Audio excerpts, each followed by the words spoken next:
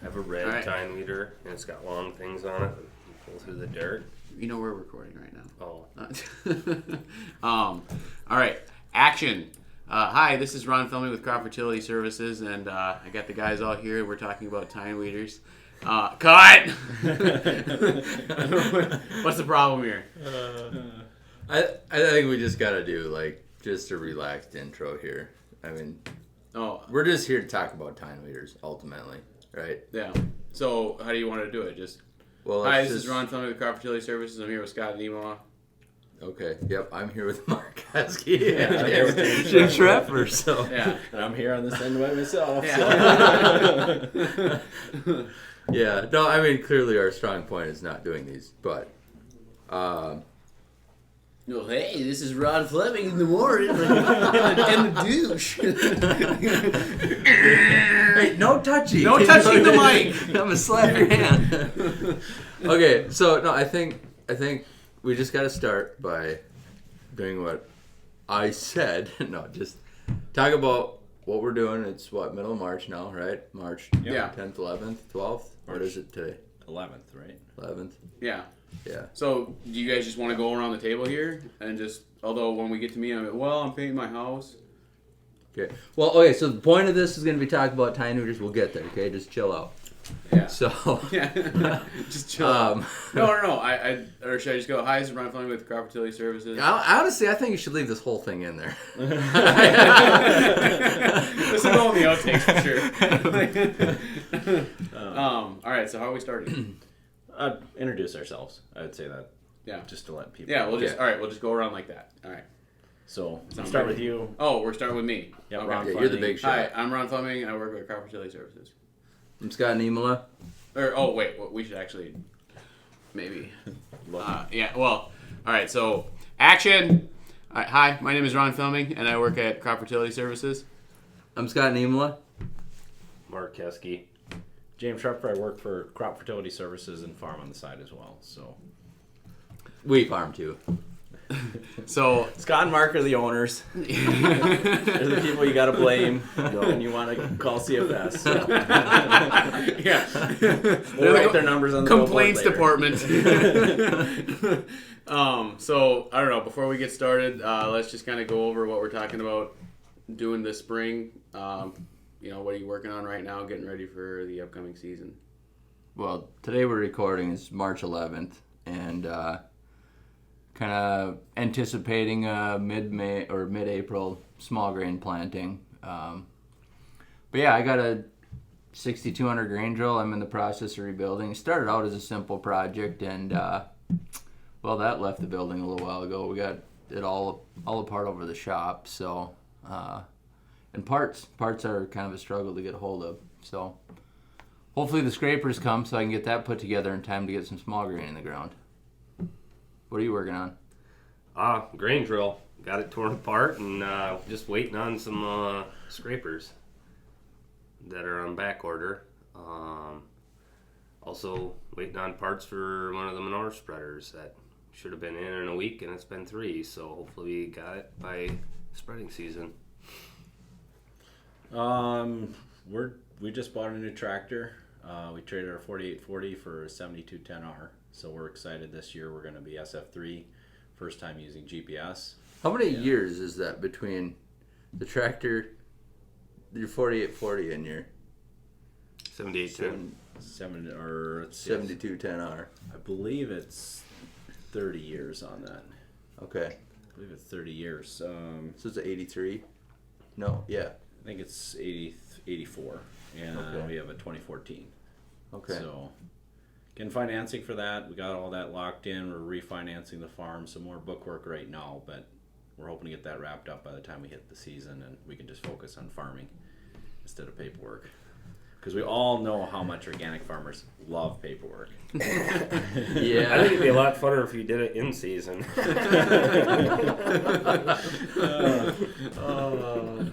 Yeah, I got a lot of fields. I'm dropping some small ones, adding big ones this year, and they always come back with 1,000 questions. It seems like I can never get all the answers that they want, even though I follow the checklist. So So no, after working as an agronomist, I've worked with a lot of different styles of tine weeders, and we're excited on our farm this year because we had an old Kovar 30-footer, and we're upgrading now this year to a 30-foot Hassenbichler down pressure. So I'll be talking maybe from the perspective of the old style versus Mark and Scott each have newer tine weeders. Mark has had just an Einbach, no down pressure. Yep. We have a Kovar sitting in the grove. Yep. It's probably for sale. So anyone looking to Please start contact out? for more details. Yep. Yeah, I gotta start getting rid of the old stuff. Well, it's better than nothing, but not by much. It's a large step up from a drag, and I know later on Ron will talk about the differences. But when somebody says, "I got very little cash, I'm looking at a used Kovar in the weeds. Is it something do I pick up to use on my farm?" Yes, I think it's better than the spike tooth drag, and can add you a level. But I'm excited because I know, watching and working with farms using Hassenbichler, Einbach, newer tine weeders, the finesse that they have added versus the old Kovars is a considerable jump in achieving better weed control. I've not seen a new Kovar. No, I've not either. I've not either. They still make them. Yeah. Yes. They Yep. completely changed the design. Yeah, to they're be more- they're a little closer to like what you would expect I from think a tine they're weeder, still but 3 they're or still 4 inches. If I'm not mistaken, yeah, you can get different sizes, but I want to say it's between like 2 and 3 inches. Oh, okay. apart. The spacing. The Yeah. spacing on the tines. So Yeah. that's what we're referring to when we're talking about that. And so, what was your experience before you had the tine weeder? Because I know you had. Well, that's what I was gonna say. We should all actually talk about what we were doing before we had tine weeders, to just kind of give some backfill. So, let's see. My dad had bought like an old Melrose fold out, lay down drag, and in all relativity, it did a pretty good job compared to anything else we were using. Of course, our fields aren't all square, and there was one piece where there was like a 10-foot wide ribbon that just got left because it didn't pay to go all the way down and back to cover 10 feet, and what a difference that made. That and the rotary hoe was kind of our two tools, but the Melrose harrow only really worked in certain times. The ground had to be kind of just right for it to be really effective. And obviously a rotary hoe just is most of the time, but that doesn't cover all the ground, only where it works the best in a crust. So in looking at the differences today, I've seen guys use the Melrose harrows, and like you said, they can work under different conditions. But in your case, did you, stepping to a long tine weeder, notice a difference as far as A, the weed control, and B, less damage on the crop? The damage part on the crop for sure, simply because I mean the Melrose has wheels, and you get them way out there, and it seems like every time you get on a hillside, the outside wheels start running on rows, and of course the frame was twisted, so you could never get everything exactly. One side would always be pushing a little harder than the other, and so I mean just the quality of the implement was a lot better, and plus when you're at a 3-point 30-foot, you can really and you can change your tine angle. Yeah, you can get, well, the tine spacing is narrower too. Correct. You can change the tine pressure, the tine angle. I mean it's a completely different machine. It's a old Model T compared to A Porsche. Yeah. So why did you decide that you needed to upgrade, from a Kovar to a tine weeder? So I guess to go back, we had started with a pull type Kovar. Same thing as the Melrose design, fold out, fold down. And there the danger was, especially early season, going on the pre-emerge pass, you had no depth control on your tines. So that was the second year that we were farming, went across a field, and we took out about 30% of the corn stand because those tines would fall that trench and flip out the corn seed. And there's nothing more exciting as a farmer to see a pre-harvest corn spread on top of the ground. Not from a combine, but from a tine weeder. So at that point we went to a 30-foot Kovar, because there, at least on the 3-point, we had some depth control. But again, it's an older unit. everything shifts around on it, and you still don't have that finesse of depth control that I'm hoping to achieve. Because Kovars hang on chains, right? Correct. I think they changed that design. But I'm talking the Kovars you guys had on the farm. Yeah. They're I think mine's dangling off of chains. For some reason, I think mine is an O2 Kovar. Okay. Because I borrowed your Melrow? Your Melrow, and then tried that once and was unhappy, and then I went and got a 3-point mount Kovar. So, and yeah, it hung from chains, and it was tough to not be aggressive or too light. Yes. It was like one way or the other. Especially early season. That's what I see, when I work with guys with the newer Tine weeders, Einbach, Hotzenbeckler, versus my old Kovar, is the finesse that you have to go in at a younger stage of the crop. And especially as we get on in this discussion, and I think as most organic farmers know, it's that right in there, the first couple weeks, you got to be in there doing something. And there's nothing more frustrating than to have a tool that you can't use in that window. It's almost there. You'd go along, like last year was a good example. 11 rows out of 12 were looking just perfect, and you'd look over and there's that one row that, because of the unevenness, the tine was just taking out beans. And you're like, son of a gun, I wish I could kill the weeds across the whole thing without destroying a row of my crop. And that was the Kovar. That was the Kovar we were running with last year. Yeah. Yeah. The big thing is, though, no matter what tine weeder you have to get off your tractor and look. Yep. It's not just, a protocol where you just go to the field, do this, 2 days later do this, 5 days later do this. It all depends on timing and soil conditions are a big factor. Crop, how tall the crop is. Yeah. So let's one machine that you're adjusting, throughout the season. I would say for me that was probably one of the bigger changes for me was actually, and in the last 2 years I've had equipment that actually can do a lot more than, once you set the Melrow down, there's no changing how deep it is. It just is what it is, right? So you can get off the tractor 10 times, but you're not changing anything. But so you're more or less waiting for that right time to get out there versus setting the machine for the condition that you have at hand. Correct. I definitely misjudged how deep these tine weeders can go, whether it's Einbach or Hotzenbeckler, because they can run 2 inches in the ground if you push them. In our soil. In our soil, yeah. And we were tine weeding. We actually right behind the planter that we tine weeded, half hour behind the planter.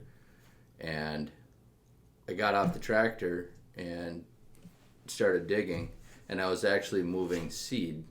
It was black beans. We were moving black bean seed around in the seed trench because the tines were going, 1 3/4, 2 inches. Yeah.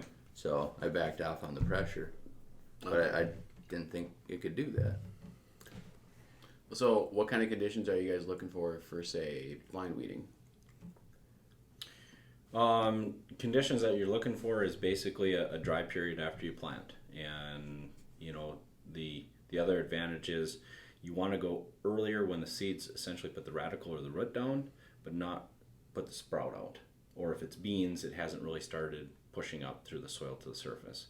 Because there then with your tine weeder, you can get more depth as far as total disturbance and killing weeds. Versus if you wait till that corn has a sprout, maybe 1/4 to 1/2 inch, well now I got to set my tine weeder above that so I don't disturb that sprout and knock it off and have an uneven emergence of my corn crop. So I like to go on the earlier side. Basically, you wait as long as you can, but before you really have a sprout pushing up to the surface. Okay. Yeah, you're watching where the sprout is, and you're also, looking at how sprouted are the, weeds out there. Right. Because, you're watching both. And the weather dictates it to Yep. a certain extent. How often do you get a chance to plant? It's dry 2 days later. It's dry 2 days later after that. We're dealing with spring rain. So there's the ideal perfect time, and then there's what you have to do as much as you can given the current weather situation and soil conditions. So if you get a rain the next day, you might not have an opportunity for 3-4 days to get back out there. Now it's sprouted. Maybe I can still get across with my tine weeder and do a top inch disturbance, but that's all I can do. But that inch disturbance is still better than nothing. So there's what perfect world we'd like to see and what in reality you have to deal with. Okay. So what, like, all right, let's go forward. How often do you, or how much would you tine weed after, that first post-emergence, inch or two? Like, I mean, how far do you go into tine weeding, and how aggressive can you be with it? Go ahead, Scott. Okay, well, this year I'm gonna I kind of hate to admit it, but I'm gonna go the Mark Heskey route. No, I wanna try tying up tines and throwing loose dirt up against those, I don't know, 2-inch tall seedlings, just to try see it. Apparently, there's a lot of people have seen a lot of success just tying up, 4 or 5 tines right over the row and throwing loose dirt. Again, it all boils back down to conditions, because if you get a rain spell and the fields are wet for a week, that corn can go from spike to 4 inches tall pretty quick with wet, warm weather. So, I mean, times over the field as far as, what's an ideal amount varies so much due to the season, the weather, and the type of crop you're growing. It's hard to say there's an exact number. And it also depends upon the field that you're looking at. So if I have a weedy field, am I going to give it a little more TLC? You bet. For us, if I know I have especially a significant grass pressure, if I can get across 2 passes with the tine weeder, 1, 2 days after, another, 4 days after, I'll go if I have the conditions. And especially if I know if I'm dealing with a weed situation. If I have a field I know I have had historically very good weed control on, not had a lot of grass pressure, a lot of small seeded broadleaf pressure, typically I'm shooting for at least 1 pass before that seedling comes out of the ground. Okay. So are there any weeds that are particularly, the tine weeds are particularly effective against? Or on the flip side, is there any weeds that just for whatever reason tine weeders are not the answer if that's your big problem? I would say actually pretty much any weeds pre-emerge, like before they're up, it can get simply by, if it had just come up and it's starting to collect that sunlight and you smother it out, I mean, it used up all of its energy to get to that point, and it's starting to replenish it, and you take that away. It's very effective on weed kill. Or any of the white root hair stage for grasses. Small seeded broadleaves, your pigweed, your lamb's quarter, mustard, very effective against. Yep. Giant ragweed seems to somehow always make it through. I mean, you'll definitely do damage against it, but if you have a patch of giant ragweed, there's still going to be some giant ragweed out there. Well, and that's true even with cocklebur. Cocklebur, giant ragweed, some of your large seeded broadleaves, if you look at their emergence pattern, one, they germinate a lot deeper. So when we're talking about weeds as a whole, or what's most effective that the tine weeding can affect, is what germinates in that top layer, that 1 to 2 inches where you're able to actually work with your tines. Anything that would germinate below that, so cocklebur, giant ragweed, which can germinate down to that 4.5 inches, they can still be rooted in that tine weeding pass, although the loose dirt up top might move that sprout. It won't kill it, won't necessarily knock it off. So it'll get the giant ragweed germinating on the surface, but if you've got a bad giant ragweed problem I've seen, you've got layers of flushes coming. So it's kind of like running though in those situations on the conventional side. It's not going to get 100% of those emerging giant ragweed, but boy, it's sure a lot better to deal with 50% of them versus 100% of them. And as they're moving up, as the sprout is moving up, you're doing multiple passes, odds of you breaking that off, and you got a better chance. Yeah. Much better chance. But and you look at it's giant ragweed, cocklebur, they emerge kind of very similar to soybeans insofar as they put a root out, and it almost pushes up like a hypocotyl going up with the growing point at the top. So it's got a root already established there going out from the seed before that sprout actually ever hits the surface. which is why it's anchored in there better, and you may not be able to rip it all the way out with the tine weeder. I dug some cocklebur up last year, and it was 6 inches deep. The depth of them. The depth, yeah. Actually, so they come from way down there. Last year, even the foxtail and the pigweed, because we were so dry and so loose on top, and we never had any spring rain, most of our small seeded broadleaves grasses were germinating in that 2 to 3 inch depth. I would say that was tougher to fight than Yes. a normal spring, because when it all comes from so deep, the effectiveness of the tine weeder Yeah. was less last year due to the depth at which those weeds were germinating. Hopefully that's a 1 in 50-year deal. That's Maybe kinda- that dry. that's- But Not really. Well, I mean, if you compared year to year, you'd probably seen more effectiveness other years than last year, but it didn't make it, in that year, it was still effective, oh, it's better Without a doing doubt. nothing by far. I would still say it's But- one of the best tools, probably the best tool, actually, against weed control, even in a dry year, right? That and a good cultivator, but getting all those weeds before they actually have a chance to grow and turn into anything. to Yep, fight. killing them and setting them back and letting your crop grow to get taller, and then you come in with a cultivator and you can really move some soil and take care of a weed problem.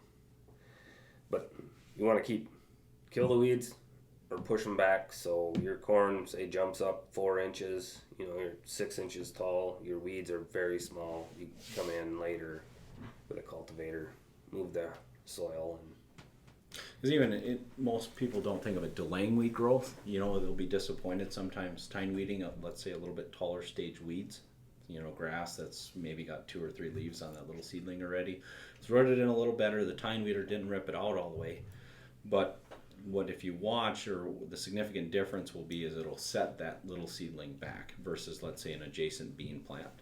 And so you'll gain another 1, 2, 3 inches of height over that weed. Well, when it comes to cultivating time and pushing dirt, that's that buffer between success and failure. If I can get that crop to, like you said, continue to grow and get separation between the height of the crop and the height of the weed, that's when I can come in and cultivate and take care of my problems. Yep. If I see grass that's, got 3 leaves on it, I'm already thinking about using the cultivator. Yeah, but in the row, especially early season, if you're looking at 2 or 3 inch tall beans, that tine weeding pass, you're not able to push dirt yet with your cultivator. You can go in there at the tine weeder and at least set that grass back some and give that a little more height advantage on your beans when you can get in there to cultivate. Another thing too that we haven't really talked about yet is like how often, right? And I mean, obviously it's how often are you crossing the field with your tine weeder once it's up. And the group of guys that we were talking to said basically every 3 to 7 days, right? Depending upon your farm and I guess how bad the weed Moisture. weed problem is and moisture, yeah, field conditions, but Moisture's obviously gonna if push things along to grow. sometimes the most effective passes are ones you feel like you're doing nothing at all. Oh, for sure. When you don't see the weeds and you can go out there and get them in the white root stage, there's no better time to kill weeds before you see them emerge out of the ground. I've been out, I've tine weeded, gone back out 3 days later, and I couldn't find much for white root hairs, like literally nothing at all. And there was a rain coming the next day, and I went and tine weeded anyway because I knew there was no guarantee on when I was going to get back in to Right. the field. It felt like I was out there doing nothing, but I went out and did it anyway. Because, who knows when I'm going to get back in, weather is weather. I would say in every case, in the 10 years of consulting, working with organic farms and then farming on my own as well, any case I see a place where somebody stopped a tine weeding pass or an early season weed control pass, thinking that, there's no weeds out there. I can't remember a time I went there and said, yep, that was a good decision. Almost every time I go there and there's 50% less weeds where they had gone. Or, sometimes it's 10% less weeds versus where they didn't go when they quit that day and they thought they weren't doing anything. And almost always the guy's kicking himself going, I wish I had a little more time and could have got across that field, or it kept going. But tine weeding, you can do that pretty fast. Yes. Even in, standing corn, lifting tines up. Yeah, that's if you're lifting tines up. Yep. That's one of the advantages to lifting tines up is your speed changes from, as slow as 1 to 2 miles an hour on a very young crop to up to 4 to 5. Just getting that dirt flowing and rolling. Because it acts more at that point like an early season first cultivation pass. Yep. And what it allows you to do is meter just a little bit of dirt in the row versus most cultivators, it's hard to get that little amount of dirt flowing into the row still. Or it's either like, there's a certain amount in or I'm not throwing anything in. And again, it's that inner row weed control that buys us the crop. Anybody can go back and kill a weed in the middle of the row. The toughest part we have is controlling the weeds inner row or in between the plants in the space that first 3-4 weeks of the season. Yep. That's where the battle, I always say, is won and lost. Yep. You want to knock them back or wipe them out. Yep. So we've got a fair amount of tools on, we've got a rotary hoe, burner. How do you decide what is the right tool, or when is a tine weeder the right tool versus, say, a rotary hoe? We used to use the rotary hoe a lot more freely. I guess we don't really use it nearly as much as we used to. I sometimes like if I feel like the soil doesn't flow enough, right? Like if it's just a little too clumpy, I'll basically use it to either break up the soil or if I have a crust. That's kind of your two conditions that I think. That's where you use the rotary hoe. Yep. So either use it like pre-facing your tine weeder to break up the dirt or bust up a crust. And busting up a crust is probably my favorite weed control actually, because you can look at it's like a flip upside down a small dinner plate and it's just full of white rut hairs. Using the rotary hoe with the tine weeder, so rotary hoeing out that crust and then coming back with the tine weeder pretty much immediately or within the same day is a very good weed control strategy. 1-2 punch. Yep. I guess we use the rotary hoe. I look at it, there's certain stages of a crop where I can't get into tine weed. So if that corn sprout is just sitting at the surface, there's times I've been able to go in and rotary hoe it where I wouldn't tine weed it in fear that I'd knock most of the sprouts out. Versus rotary hoeing, going back and digging up. I can minimize the damage on the crop and still get a weed control pass. Same thing for beans. I've gone out in certain situations and rotary hoed in a weedy field in the hook stage, or when I've got maybe half the crop still in the hook stage. Again, minimizing the damage on that crop versus gaining some weed control still. So there's times and places for the rotary hoe, I think, and it's more in that tender stage of the crop where you wouldn't go with a tine weeder because of the damage it's going to do to the crop itself. Do you guys have any comments about like tine thickness? 6 millimeter, 7 millimeter, 8 millimeter? I guess last year I switched from 7 millimeter. So I had a Hudson Bickler last year with down pressure, and I switched all the tines over to 6 millimeter over the row. I was pulling up a lot of plants with 7 millimeter, and the plants were, I don't know, maybe 3 inches tall. And with wild Proso millet, and that stuff just never quits coming. And so it was in the row, the hardest place to get. So tines up wasn't an option. And I ordered all 6 mil tines, threw them on, and I did less crop damage and was able to go more aggressive. So You were still going pretty slow though. yeah, I was going maybe 2 miles an hour at the fastest. And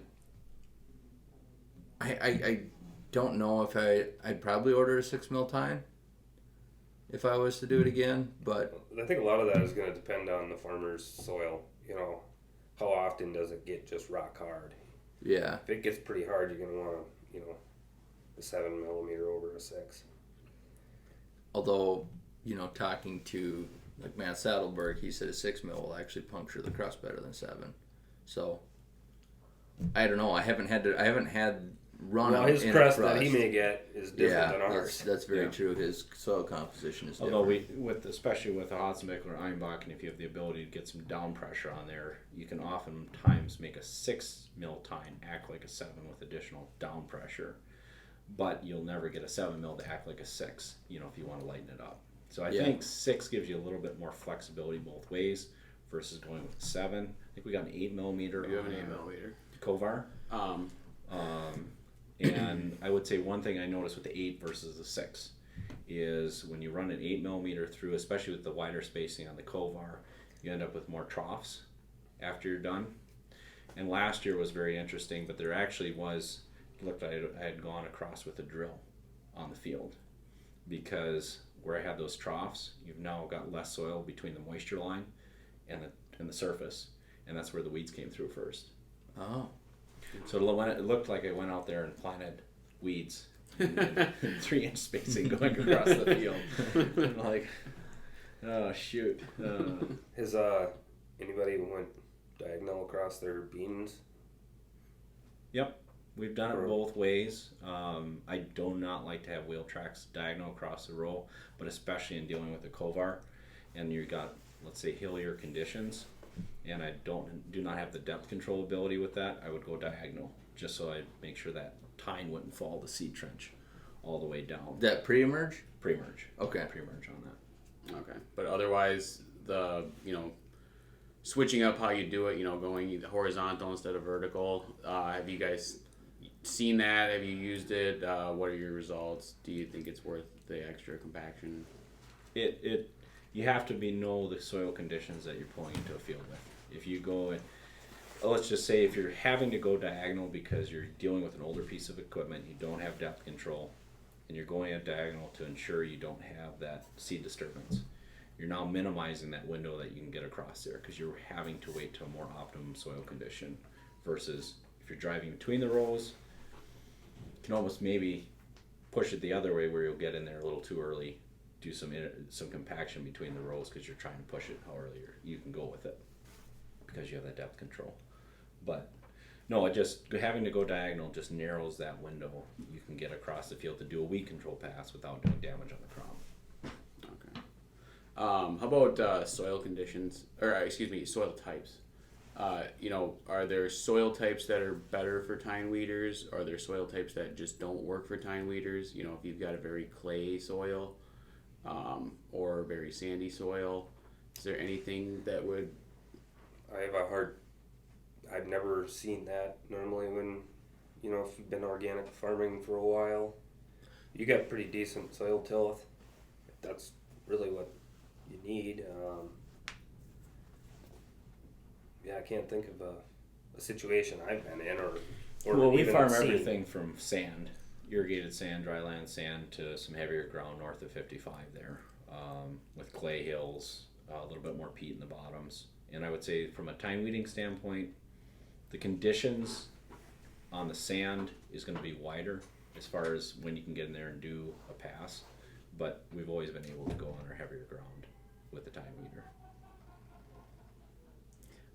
Okay. So let me ask you this. Let me interject once. Okay, I was thinking about weeds that this would not thrive against. Yeah. Thistle. It will not do anything against thistle because that can almost be a whole nother topic, but it grows out of the roots that are deep in the ground. They share a common root, and that's more intense tillage. You should take care of that with a late season bean and just do intense tillage in the spring. But And I would add quackgrass and Johnson grass. If the tine weeder is not going to be effective after the crop is planted at controlling either one of those more perennial grass or grass that spreads with stolons or rhizomes. Why? Because you have a long root. So, like with quackgrass, you can't actually rip out the grass. It's too rooted in. As soon as you see a sprout, there's already a massive root underneath that, holding that in place. You can set it back. A little bit, but its effectiveness is pretty diminished because of the fact that you can't actually disturb the emerging weed. So I ran into this last year with the Proso millet, going back to the 6 mil tines. The reason that I had them overnighted was the wild Proso millet was, I don't know, maybe 2 inches tall, 3 leaves. But it had a single root hair tying it down. And it had a whole bunch of roots that were about to make contact. And I could still pop them out as long as I could get through that without getting the damage. But once anything I didn't get with that past, once I put the 6 mil tines in, they came out by hand because there was no tools that was going to pull them out after that because those roots went down so fast. And it's a whole bed of roots at that point. And that's an annual grass. So Yep. you know, that's establishing a root system versus like quackgrass is growing from an existing root Okay. system. If you want to think of it in that regard. So perennial grasses, perennial weeds like thistle, in some cases biennials, you know, if you let those get established or haven't taken care of them with a tillage pass pre-plant, you're going to run into issues. The tine weeder is not going to be as effective on those weeds. So would a rotary hoe be more effective in those situations? No. Still wouldn't be able to flick Field with those. cultivator. No. Field cultivator. Yep. Okay. Row crop cultivator. That being said, I would add we have used the tine weeder on quackgrass. So there, in order for the tine weeder to be effective or to use it as a tool, you have to be using it in conjunction with a field cultivator. And if you go through in the fall and you use your shanks to go down into the soil and try and snag as many of those longer root pieces, rhizomes underneath the ground, and then if you do a couple passes with the tine weeder, what that does is it's again re-snags that long root, keeping it on the surface where it's going to freeze dry and dry out, and then it shakes the dirt off of them.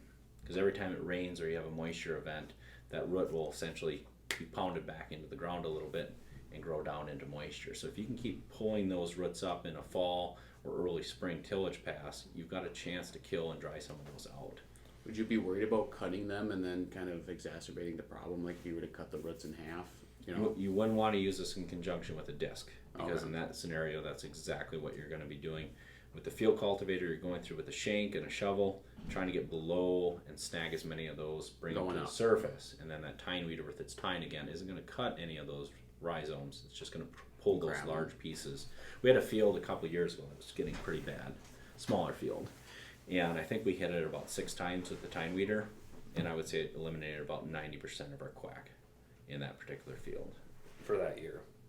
for that year, but we were able to get on top of it, and I think You're ahead of the curve. we're ahead of the curve now. We got a few spots in the field, but versus the whole field having quackgrass, we're dealing with maybe 5-10% of it now having quackgrass, and those are just mainly in the low areas where I can never get it to dry out enough to get those roots up to the surface and actually kill them. That's our toughest areas. hydraulic down pressure versus no hydraulic down pressure. Do you think it's necessary, and in what conditions do you think it's necessary? I bought one with hydraulic down pressure. I mean, some people would say the $4,000 or $5,000 jump on a 30-foot Roughly, yeah. is not worth it. I really liked it because it was very, very simple to change my settings as far as if I wanted to more push the point or pull the point. I could just simply lift all the baskets up and change the tine angle versus lifting the 3-point up, dropping the wheels, and then you changing your tine angle to match that. So I liked having that, just the adjustability On of the that. fly. On You the don't have fly. to get out, pull your wrenches out of your Right. Well, toolbox. so yeah, you don't have to get out. I didn't do that enough at first, but you still get out. You got to check to see how deep you're going. But yeah, definitely, just having that. But then we're rolly, and I felt like there was a couple places in my fields where it was really nice to have them baskets be able to, equalize in pressure with the rest of the bar as far as how much Downforce. downforce is going into the ground on each of those tine baskets. On our farm, I haven't experienced downforce because this will be our first year with the Hassenbeckler. But I'm excited for in actually the reverse, not so much an increase in the down pressure, but in some cases getting less pressure on the tines themselves. And we're going to get a gauge for it so that way I can actually mark, in these conditions I was going X amount of pounds, and then maybe dial it down a little bit more scientifically that way. It's always nice to have some set parameters given certain conditions where you don't have to trial and error every time you go out, but you can more set your machine and you're going to be pretty close, and then just finesse it from there. Mark, what do you think of down pressure? No, I mean, I don't Well, down pressure is great. Do you need to have it, hydraulic down pressure? No, you can get by without it and do just as good of a job. Might be few more times in and out of the tractor to get your down pressure where you want it by lifting and raising the wheels on the Tine weeder. But I don't know. I just couldn't. I just didn't think I needed it, so I didn't. And you're on heavier ground where you're almost looking. You're almost always looking to put an extra down pressure on there. In most circumstances, it's hard to go. Yeah, I would say that's kind of correct. I mean, when I would be looking for less is, when I'm evaluating, what the crop can handle. But I would say typically you're probably always bumping it up as you go down the field versus lightening it up starting out. Yeah. Would be my guess. Yep. Versus our situation, I'm actually looking. We often, especially in lighter sands, can get too aggressive with our Kovar, just trying to use the 3-point as the down pressure. And I'm looking for a little bit more finesse, so I'm not doing the damage on the crop, but still able to kill the weeds. All right, pushing the point. Oh, sorry. So I mean there you go. We all have different ways that we look at things, and everybody does. I mean, it's everybody's gonna have things that are big deals and things that aren't. And that's one thing that Mark and I have always seen differently, and just is what it is. And that's true about any piece of equipment, though. When you look across farms, when I was growing up, we had a rolling basket cultivator, and the guy we bought it from said it was the cat's meow, and we tried it once, and then it ended up in the junk heap because of the soil type that we were using it on. So I think you really got to look at your farm and evaluate a tool farm to farm versus I'm going to buy exactly this because somebody else was running with it. Right. Everybody's farming style is slightly different. Pushing the point or pulling the point.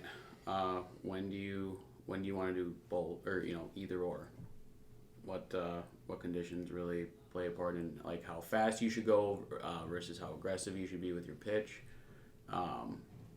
Is that I haven't gotten into a lot of situations where I push the point. The most times I've pushed the point is if I get into an area that has heavier residue, it allows the residue to flow through better. And then sometimes you got to actually walk the points back and forth as you're going, which is a pain in the butt, but it's an option. But for the most part, I'm either all the way down or maybe 30%. Somewhere in that is where I run for the most part. so? Do you rely more on the down pressure then to kind of achieve what you're trying to get with that, or? Yeah, I would change the pressure on the Yeah. tines. Instead of just changing the pitch to be Right. more aggressive. I Pushing will. the basket down. Yeah. Yep. So this year I want to try late season, and I'll lift the tines over the row when the corn is, I don't know, maybe just shy of knee high, and go out there and tine, and that'll be push the point to really try hopefully move some dirt. I'm kind of conflicted because it's kind of acting as a cultivator pass, but I also hope it'll cause less weeds to germinate. So I don't know. You should just tine weed until you run out of height. Yeah, probably. What do you Yes, guys? I would say the point forward where I've seen that, I mean, there's a lot of adjustments and you can adjust it different ways to achieve the same thing. Point forward, I would say, is if you got a real compacted crust, you're going to get a little better penetration out of the tine weeder if you take that point and tip it forward versus having it back. It's going to be really aggressive. Normally, you deal with crusts early season, Pre-emergence. Pre-emergence is really where you're looking probably to do that. so you're really going to have to be watching your crop. Mm-hmm. How effective is tine weeders in, say, seeding in cover crops or even working in manure? Is there any application for that? Well, I know Einbach makes. we don't sell it anymore, but there was like a pasture thing that they kind of made in conjunction with. Never used one, but I know you can mount air seeders on these. Hatzenbickler and Yeah, Hatzenbickler makes an air seeder as well. You can pretty much put an air seeder on anything. Yeah, because we have an air seeder on a roller, but I don't have one on a tine weeder. That air seeder was actually made for the Hatzenbickler tine weeder though, wasn't it? No, That was made it's for the just cultivator. Oh, made for the cultivator. no. I think it's just on. It's just an air seeder, and you put it on whatever you want. Well, they'll give you specific tools based on what you say that you're going to put it on. Okay. Yeah. So, But no, I would say for as far as manure incorporation, not very effective. You're not moving enough dirt to actually do a good incorporation of the soil. If you can get in there with a tine weeder, hopefully you can get in there with a field cultivator, you're much better off going that direction and getting a full incorporation versus a tine weeding pass. Cover crops, I found it to significantly help germination if you're just broadcasting cover crops on, especially if you're doing it for our purposes. We use a tine weeder in between the rows of the corn once we get knee high, and we'll broadcast on cover crop seed and come back and tine weed that into the soil. And I would say on average I get a 50% better germination on that cover crop seed versus just broadcasting it on. So you use a tine weeder for shallow incorporation. That's why you don't use a field cultivator or a row crop cultivator. Correct. Yep. Okay. I keep it all on the surface and I get a much better establishment across the row versus just coming and spinning it on. Oftentimes, or when we used to just spin it on before we tined it in, you'd either get not enough rain to actually germinate it, so you lose a lot of germination out of the seed, or if you got a heavy rain where it pounded your cover crop seed into the ground to get it germinated, those were heavy enough rains where it actually wash it to the center of the row, and I would only have cover crop maybe growing in that especially if I had done a hilling pass on my last cultivation pass. Now I've only got cover crop growing in that 4, maybe 8-inch band, versus if I tine weeded it across the whole row or in between both rows, get a much more blanket out of the cover crop. okay. Well, those are all of the more popular questions I have in regards to tine weeders. Is there anything else you guys wanted to discuss? Let's see your list if we can dig in. So James, what crops, being that you go on all the farms, are you seeing the best results or the worst results in? I guess is there any crops that you would not use this in? I guess I can't think of a crop I would not use it in. I would say some crops have more flexibility as far as when or how long of the season or what amount of the season you can go in and do a tine weeding pass on. But I would say almost every crop I've seen it used in. Okay. And used well and effectively in.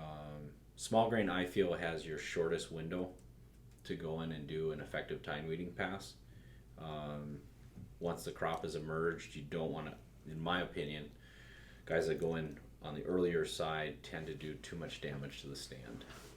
And so you're kind of waiting for that sweet spot where you have a wheat or an oat plant that's rooted down deep enough where it can take the tine pass.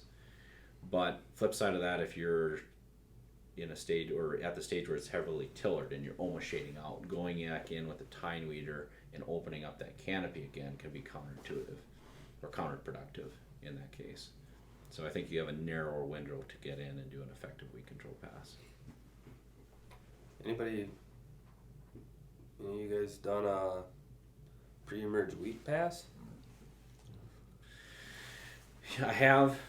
You do run the risk of disturbing that germinating seed though, just given on a drill, at least our drill, we have such variability. You have lighter ground, so it's probably tougher. Yep. I had gone in there right after we've drilled. If I had tougher conditions and I had a little bit more compaction in the wheel tracks where I didn't get as good of coverage, sometimes tine weeding there incorporates that seed a little better and I get a better stand. So I've used it both ways, but just have to be, I think, a little more careful pre-emerge with a small grain crop.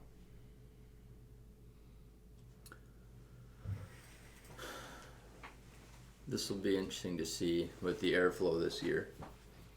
Being able to dial in pressure. Is it still working? We're good. Okay. No, it'll be interesting to see. Because you hear about Treffler's, and now we have Hudson Bickler's version of the Treffler, so I'll be interested to see. I don't have hydraulic down pressure with it this year, but I do have the ability to change the pressure on each tine. Per basket. Yeah, it's not Pressure on the basket. It's not the same method of doing it. It's the same idea. You know what I mean? Right. Yeah. So I don't know. I'm curious to see. I mean, it's expensive, but I'm curious to see what it can do, or if it's a good solution.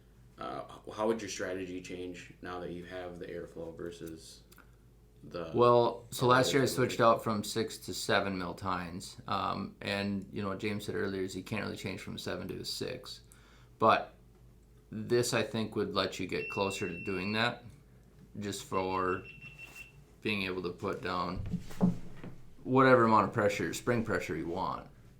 Anywhere from with the air pressure, anywhere from 0 to 100. Yeah. So you can choose anywhere in between and try dial that in for what the soil and plant conditions are. So you can do maximum disturbance with minimum Crop damage. Yeah. So. Anything else you guys want to discuss for Tine Weeders? Oh yeah, I swore off plows, moldboard plows, about 2 years ago, and then I bought a Tine weeder and happily dug my plow out of the grove. Because it is worth changing your tillage, your fall tillage, for this tool. So I guess as far as burying, you gotta control the trash, bury it. Yeah, these will be dump rakes if you do like a chisel in the fall with minimum residue sizing. This will not work. This will be your biggest nightmare. Yeah, every harrow can turn. Yeah, it has its point in which it plugs. It just becomes the old dump rake at that point. Yep. So I guess trash is very variable in how big and how wide. Like, what is? Can you give us any kind of idea on how much trash you can have on your field and like what size it could potentially be? I understand this is a pretty variable question, but just like an idea of what would be acceptable. I think if you're trying to push it, right to that fine line, you're just gonna have trouble.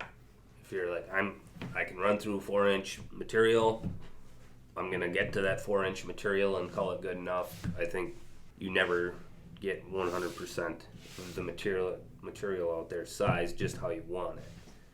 You're gonna plug at some point, I think.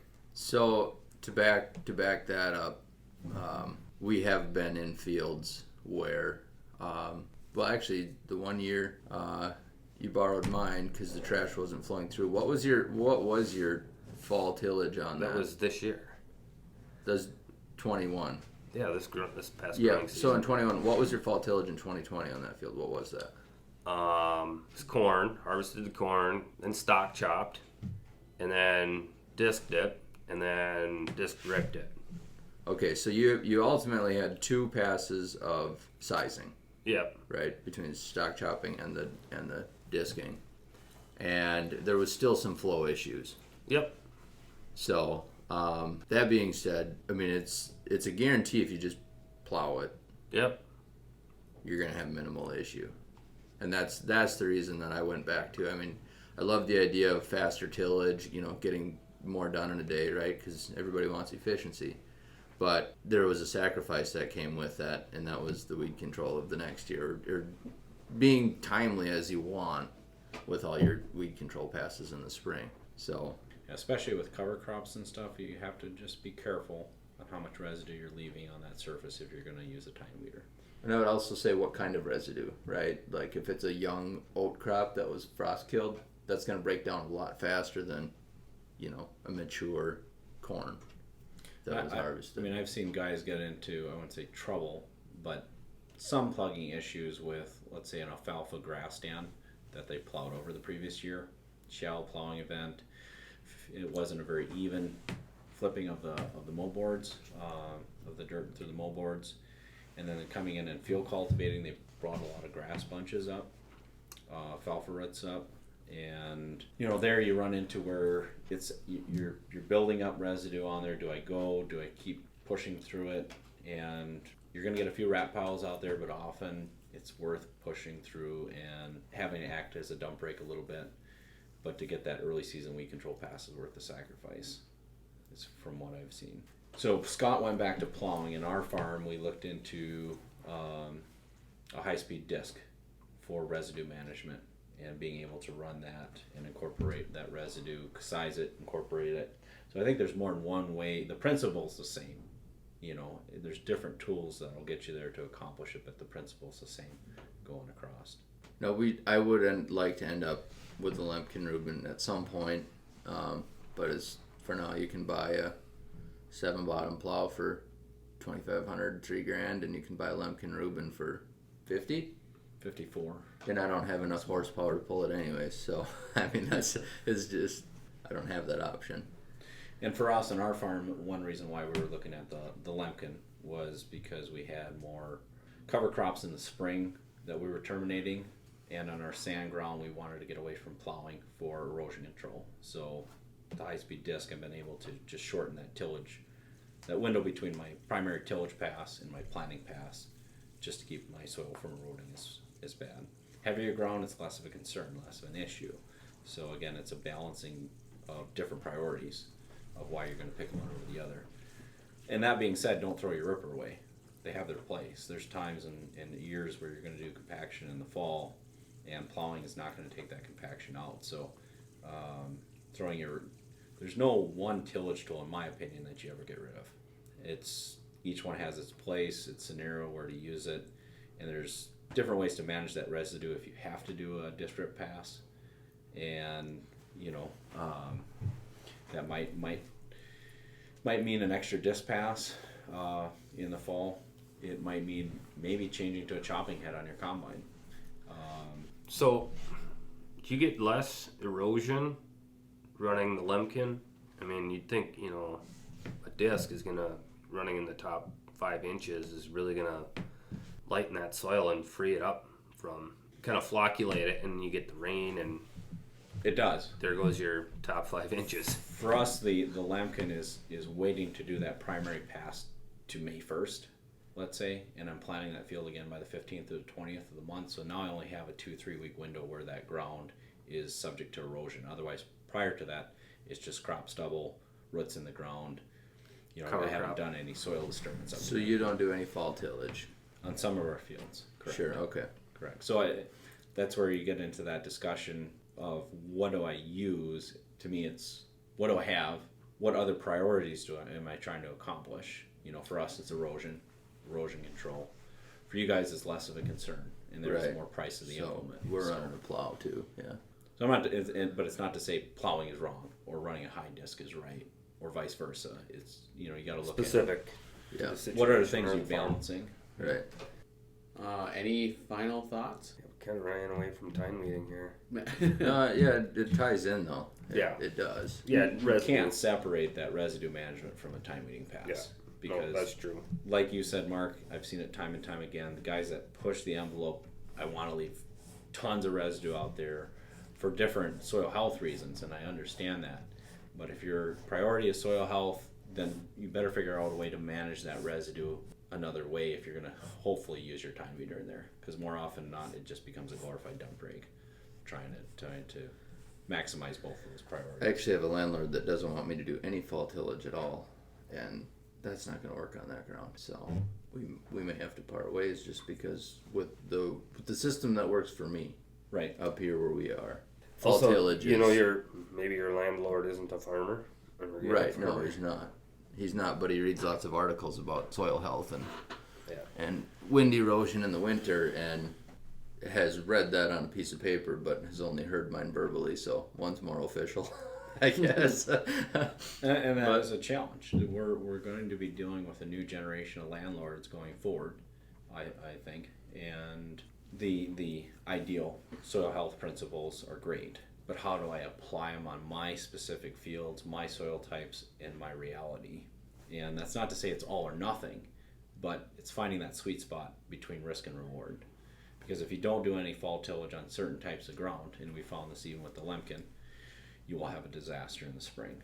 And for our part, first year, best thing you can do is leave strips of different practices, some tillage in the fall, minimum tillage in the fall, no tillage in the fall, come back, do your tillage in the spring to plant that crop, and have one side where you have a significant yield drag, and on your farm that's just not going to that practice isn't going to work.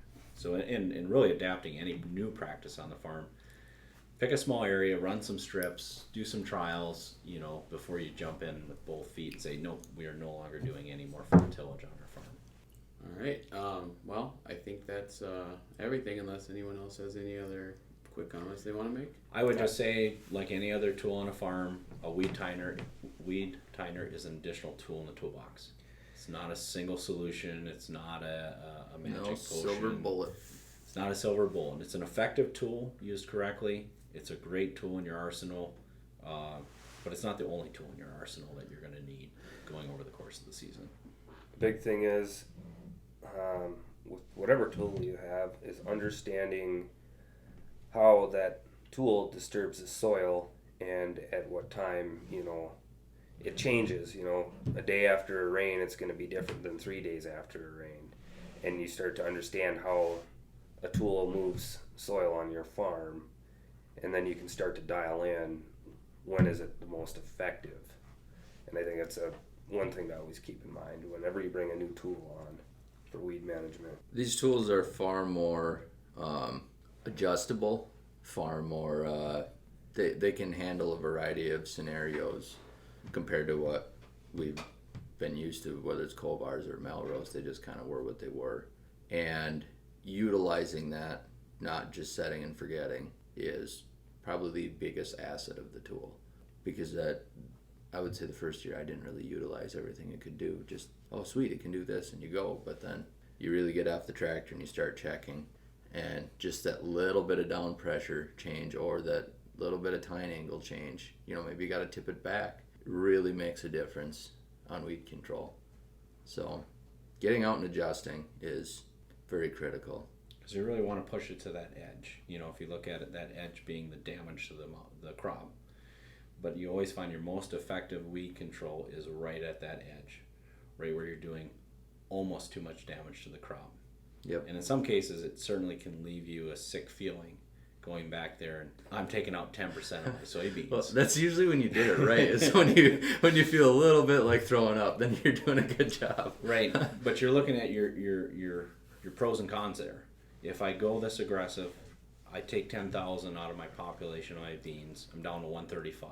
Well, I know beans flex, so I know I'm going to have still good yield potential going through the season, and maybe even better yield control depending upon the seasonality of the weather. But the flip side of that, what's going to happen if I leave these foxtail growing out here in this field, and how much is that going to damage my yield at the end of the day?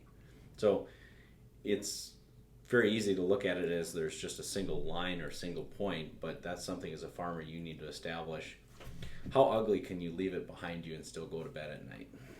And yeah, it's a hard line to go behind there and like, crap, I'm destroying my crop. And then you look down and you see, boy, I'm destroying my weeds. And sometimes it means just dialing back a little bit and taking that time to add that finesse on your setting of where you need to be. But it's that line we ride between damage on the weeds, damage on the crop. Well, inevitably, too, the hard part is it feels like you're always stuck between a rock and a hard place because you got to get through X amount of acres, and rain is on the way, and you name it. It may not even be the best ideal conditions to run in, but right. you're doing it. And one thing about having all the adjustments on the tine weeders is it kind of widens out that ability to go in maybe not so ideal conditions. Yes. I know. Through adjusting it, and you can get something done instead of nothing before that rain. I know I went in wetter conditions than I would have been able to with any other piece of equipment. And that one I actually did stand the tines up in. There's more forgiveness. It's not so aggressive. It's not going to smear like a sweep would on a cultivator. So if you get a little creative, you can get a lot more of a window out of opportunity with these tools. I guess if you're out in the field and you're going right before an hour before the rain comes, you're going to be less effective. You're going to be reseeding everything you just tore up. So I mean, you want to have some time on the surface, time for the weeds to dry out. I would argue that there's still a benefit. Yeah, it's better than nothing, but but it's one thing to keep in mind when you get closer to that storm that your effectiveness is starting to diminish. yeah, The real goal is to get that 3-4 hour window of sun and wind on that soil to dry out that top, which you just disturbed. And that oftentimes, even if we're getting a rain event afterwards, is going to dry out those white roots that were in that disturbed amount of soil. Time spent adjusting a cultivator, and I think guys get in a hurry. It's easy to do. You got a full day. You're running hard. Tine weeder, right? Not cultivator. Tine weeder, yeah. And you could really apply it to any implement, but tine weeder specifically, I just would remind guys that I work with, think about it though. This hour that I'm going to spend finessing and getting my tine weeder set up, how many hours of walking am I going to save? So if I have an 80 and I spend an hour finessing it, and let's say it costs me, I'm paying myself $25 an hour, right? Versus now I add a whole hour to walkers per acre, walking that field. What am I adding on a cost standpoint? I'm spending $25 and, achieving a better control of weeds where I'm saving $30 an acre, $40 an acre for my walkers. So sometimes that time spent adjusting, as painful as it is, and you've got so many things to do, is the absolute best ROI you can spend from a time span standpoint in the season. Well, I guess that leads to a whole new one is ROI, but return on investment. But we could almost do a whole thing on that. Different ways we evaluate return on investment on different. Yeah, I mean it'd be a little difficult to kind of start digging into that. That could be a whole nother hour, I think. That's what I'm saying. It'd almost be better to tie that in with a Tine or just new equipment ROIs. There's good ROI on it. Yeah, No, Just the bottom without line. a doubt. Yeah, this one. Yeah, this is probably one of the better ROIs Yep. of things on my farm. relatively inexpensive versus what you can get out of it. Is that what you're trying Yep. to say? Yeah. Okay. So I think we could probably leave it at that, and that'll definitely be a subject for another time. I think we could probably touch on that maybe when we do our Kovar versus Hassenbeckler trial. Oh this yeah, year. I think that's a And good looking idea. at just weeds left over and trying to establish an ROI, what that's going to cost. Yeah, you. that's a perfect way of doing that. I think it would be a good tie-in on that. Perfect. I think we got to talk about cultivators too. Yep, that'll be a future one too. Yeah, you know what? I think we're probably gonna end up doing these. We can do an ROI on that too. Yeah. Yep. I mean, ultimately, that's what it's about, though, is ROI. Yeah.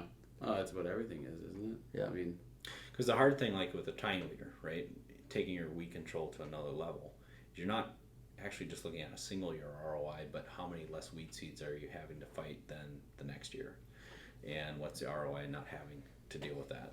How about in 5 years? Right. But if you can go off of your annual ROI and show that this machine has a payback, especially within 3 years, it's a no-brainer.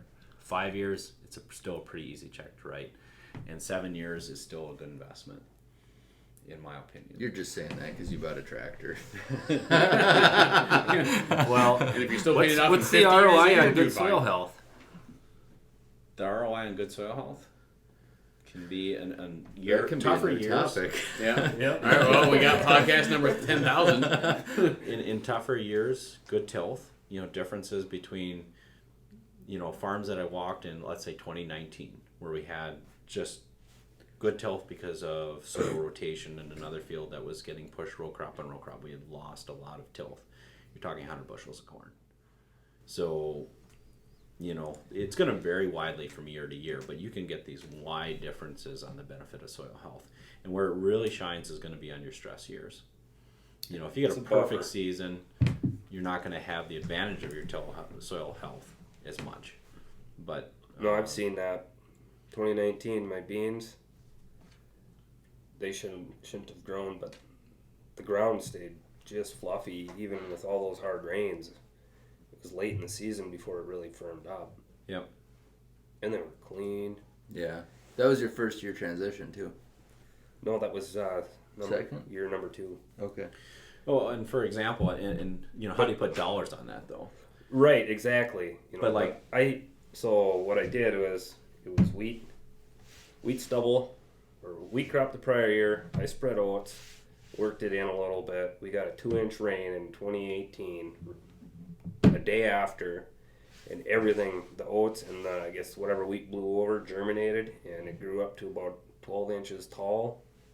And then I plowed that under, and then next year it was just extremely mellow soil, and it was just green manure plowed in the fall.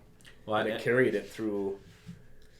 I can say this year we had two 30-acre fields side by side, similar soil type, similar crop rotation, except last year I was able to get a cover crop planted behind one of the 30-acre fields. We did winter rye, punched in. I couldn't, because of weather, we didn't get it on the other 30 acres. So following that with beans this year, from a soil health standpoint, the tilth of the ground where we had the cover crop was phenomenal, versus it was still decent where I had corn but no cover crop the previous year. But from a dollar and cents standpoint, I didn't have to walk where I had a cover crop. I saved $40 an acre versus where we walked in the other 30 acres. So annual return there, yield was, I think, due to a couple considerations, but we had almost a 15 bushel yield difference between the two fields. And I feel that And save $40 an acre. And save $40 an acre. Now, would you see that every year? No, I don't think you would. But I think given the conditions this year, those dying rye roots provided a channel for those soybean roots to just shoot down into the lower depth of the profile, versus in the back where we'd done more primary tillage than in the fall. There was no established root channels. The soybeans had to fight their way down through those dry conditions the whole way. But you could certainly see it to the beans in the year. The hillsides were most obvious. The 130-acre field without the cover crop, my hills never canopied, versus where I had the cover crop, I had complete canopy closure across the whole field. So when you see that kind of visual difference, it's wow. And then you get the yield difference. It's like, okay. Did you get some water retention from the winter rye that cover crop? You think there was some of that?